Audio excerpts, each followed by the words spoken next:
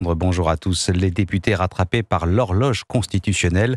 Le débat sur le budget de l'État a donc été renvoyé au 12 novembre. Le Parlement s'attaque aujourd'hui à un autre Himalaya, le budget de la Sécu dont les finances sont à la dérive, nous dit la Cour des comptes.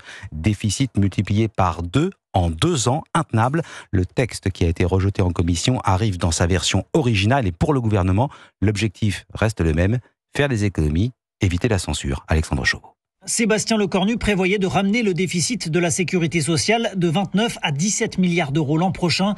Une hypothèse que la Cour des comptes jugeait déjà fragile. Mais depuis, le Premier ministre a reculé sur la plupart des mesures d'économie présentes dans le texte initial. Car le chef du gouvernement fait face à la pression constante du PS qui a obtenu des victoires significatives. Au-delà de la suspension de la réforme des retraites, Sébastien Lecornu a en effet renoncé lui-même au gel des pensions et des minima sociaux, habituellement indexés sur l'inflation. Quant à la Commission des finances, elle a rejeté la semaine dernière la surtaxation des mutuelles ou le doublement des franchises médicales. Si ces arbitrages étaient validés par l'Assemblée, Sébastien Lecornu renoncerait donc au redressement des comptes de la sécurité sociale, pourtant présenté comme un impératif par le Premier ministre.